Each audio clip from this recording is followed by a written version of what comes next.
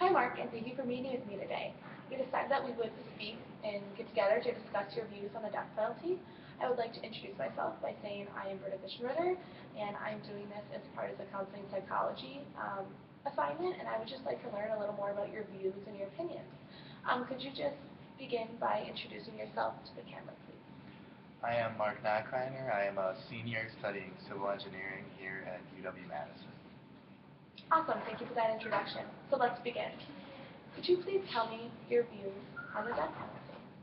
I personally believe that the death penalty should be enforced here in the state of Wisconsin as well as throughout the entire United States.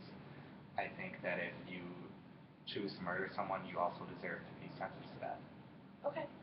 So I hear you saying that you believe that the death penalty should be enforced in every state in the United States. Now, do you think that conviction is just for murderers, or do you think like rapists and any other criminals like that should be sentenced to the death penalty? I believe that it should be solely for murderers. I think that if you deserve, or if you murder someone, that you should die as well. Okay.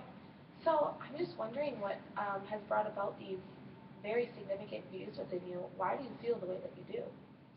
Well, where I grew up, it was sort of a small town here in Wisconsin, and actually two of my fellow classmates have been murdered in the past year, Wow. and by two of my other fellow classmates, and it's sort of a town where everybody knows everybody, and Right. everybody took it pretty hard. Yeah, I imagine that must have been really tough for such a small community. Um, how did you feel, especially since you support the death penalty so heavily, that these murderers, these people that murdered your friends and your fellow classmates, how did you feel when they weren't sentenced to death but rather given a life sentence? Is that correct to assume? A life Yes, sentence? yes, since the Wisconsin doesn't support the death Right. penalty, they were given a life sentence. I was pretty upset. I think everybody was a little upset. These two kids that were murdered were very likable kids. Everybody sort of got along with them. And I mainly really felt bad for the families of the two that were murdered. Okay, so I hear you mentioning that you feel bad about the families. Can you give me a little more detail about that? Why do you feel for those families? I believe that if the murderers were sentenced to death, that it would just give the families a little bit of relief and give them a little bit of closure, just to Okay. know that their loved ones, murderers, were not walking on this earth anymore. Okay, so I hear you saying that you think it would really be good for the families. They would benefit from it, give them the sense of closure, help them feel better knowing that their loved one's murderer is no longer around to hurt anybody else. I wonder, how do you feel about the families of murderers on death row? Do you have any kind of feelings towards them, knowing that they're facing maybe the same amount of turmoil because their loved one will die?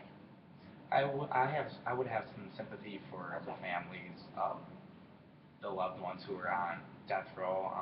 I would have some sympathy, but I would also have to say that it's not, it's not my place to feel bad because, I mean, the families aren't the ones that committed the murder. Their loved ones commit the murder. Right. They should know that there's going to be some serious consequences for their actions and that they're going to have to deal with that. The families are just going to have to deal with what their loved ones did. Okay, so I'm hearing you say you might have some sympathy, maybe not so much empathy, but you definitely don't have any type of empathy or sympathy towards these murderers. You feel more for the families, Yes. but it's almost like the individual has brought this, not the families in the sense, but the murderer has brought this upon their families, and the murderer himself has to pay the price, and now the families have to deal with it too.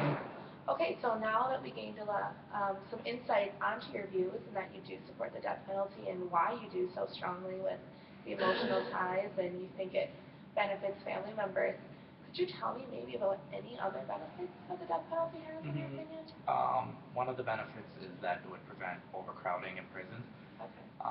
If these murderers were sentenced to death, they wouldn't have to be living in the prison anymore, and there would be no issue of overcrowding, Okay. as well as it would save the taxpayers a lot of money.